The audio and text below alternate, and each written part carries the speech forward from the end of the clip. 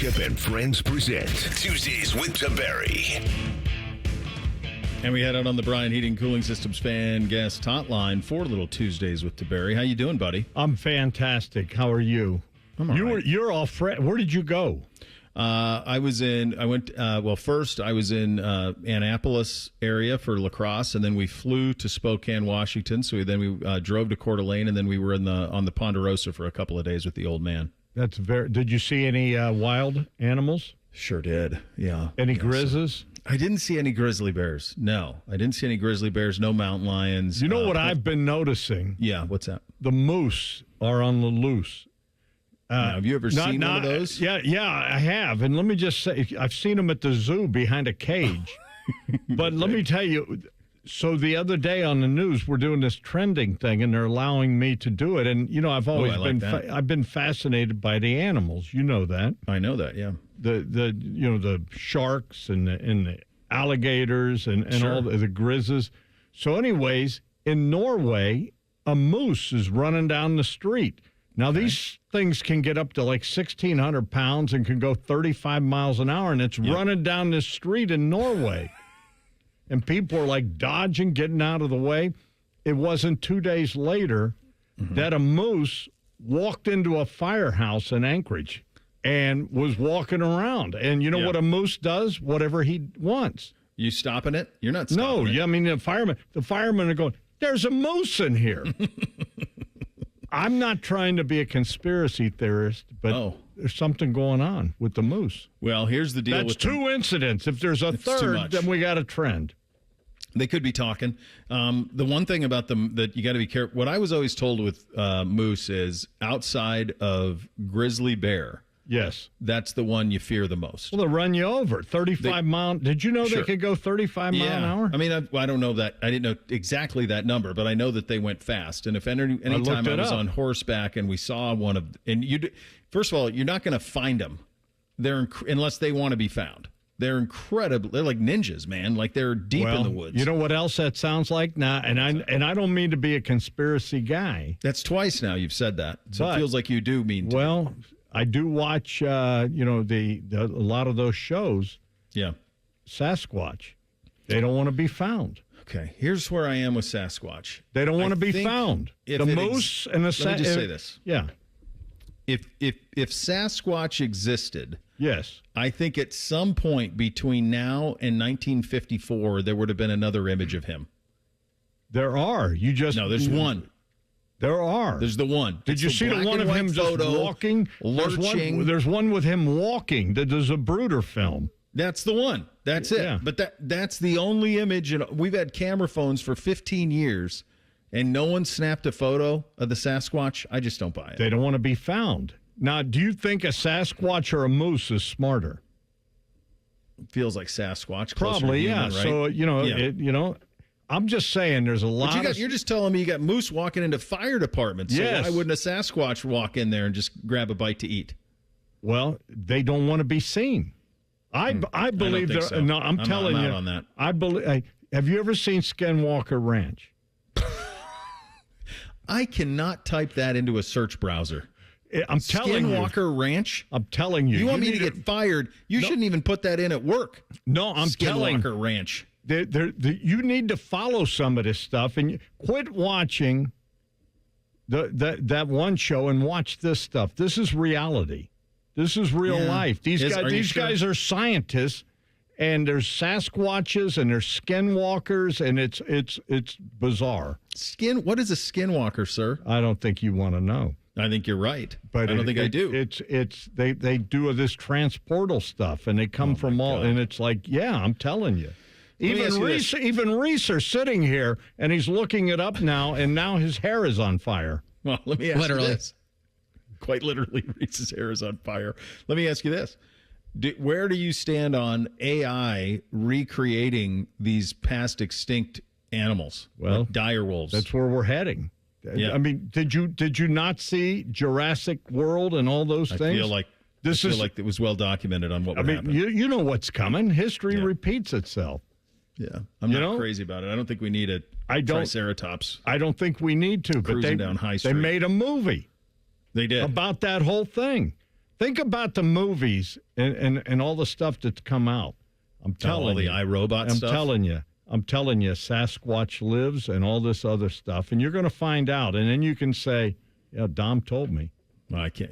I do that so often anyway. Let me ask you this. Yes. We were talking, the WNBA team went up to Cleveland. It makes sense. I mean, ownership's up there and all of that. Sure. But it did get me thinking, do you think we will ever see another major sport come to this town?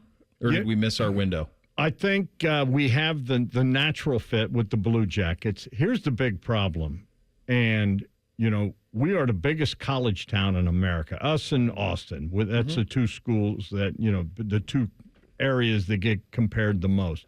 Yeah. I just think that Ohio State, well, first of all, you got to remember all of this is the entertainment dollar. Mm-hmm.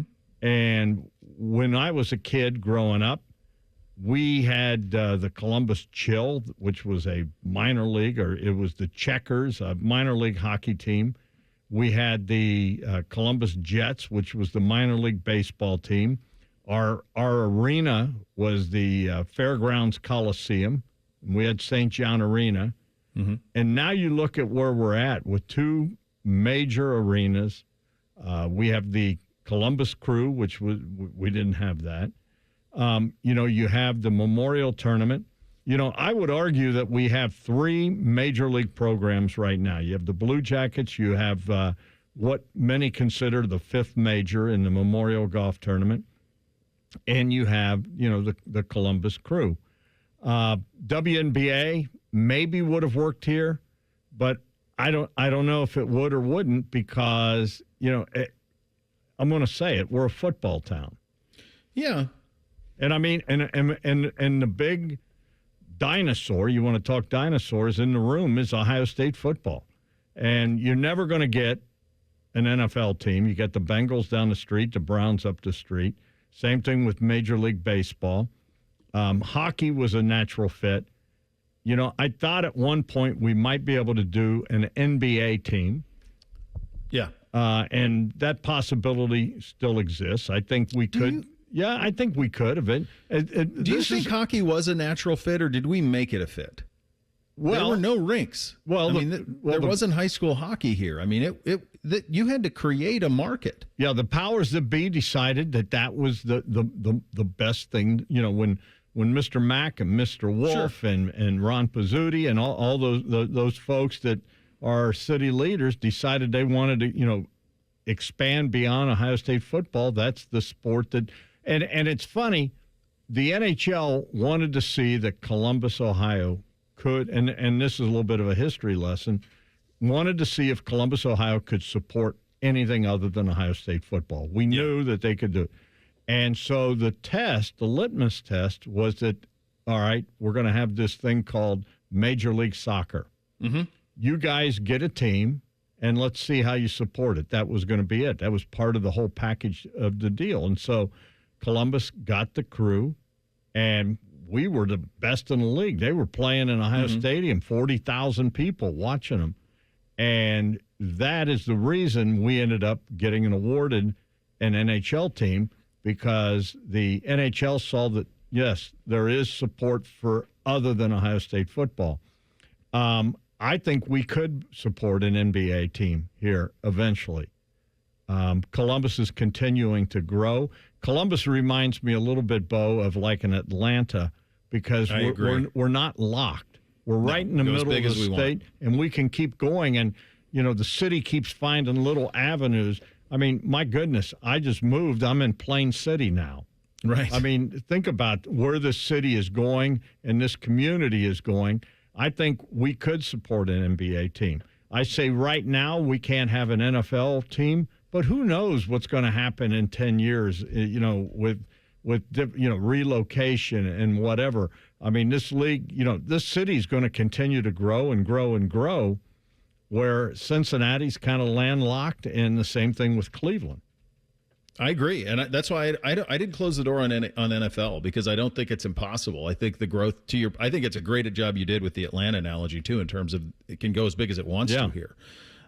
Hey, I'm watching your show. The Tulsa guy? Oh, my gosh. I'm into season 2. It is fabulous. I'm season 1. I'm about halfway through. I still don't really understand why he's there. Yeah.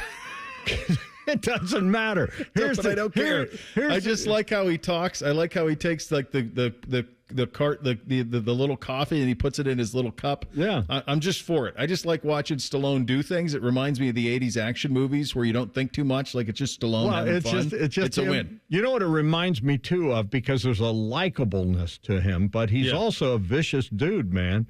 Yeah, you don't want to cross it. And to me, and I told you this, it reminds me a little bit of the way The Sopranos was. There was a likable factor about Tony Soprano. Remember in the beginning? No, well, even through the whole thing, he killed everybody. I understand that, but what I'm saying is, there was a likable thing about Tony, and there was a vulnerability to Tony Soprano. I mean, the guy was going to a psychologist, and he's like the godfather, and he's going to get mental help. But there was this likable vulnerability about him, but he was a vicious maniac killer. When was the last time you saw that?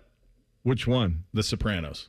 Well, I watch it every blue moon. Just go back and just because towards the end, he's really despicable. Oh, he was. Oh, I mean, he was bad at the end. Well, he was. Jeez. How about when he went out west and did peyote? I mean, there was poor Bobby Bacala. I mean, it was a lot of stuff. Well, well, let me tell you something. If you go into that type of profession, it doesn't end well for many of them. No. No, you know what I'm saying? I mean, I do. Yeah, the way it is. I mean, kind of ends poorly. It's not a happy ending usually.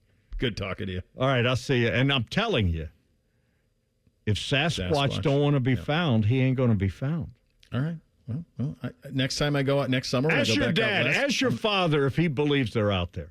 Oh gosh, he could believe anything at this point. No, your dad would know. Your dad has seen Dom, stuff. He bought a buggy. He bought a buggy. Sure he did. For God's sakes. This man has seen stuff that he's never told you because he doesn't trust you. You become a city slicker. Well, your father does we're not. Running out of time. I can't get into it, but I kind of proved my cowboy nature over the week. Cowboy this. If you don't believe there's Sasquatches, there's something wrong with you, sir. All right. Good talking to you. Goodbye. Thing or not.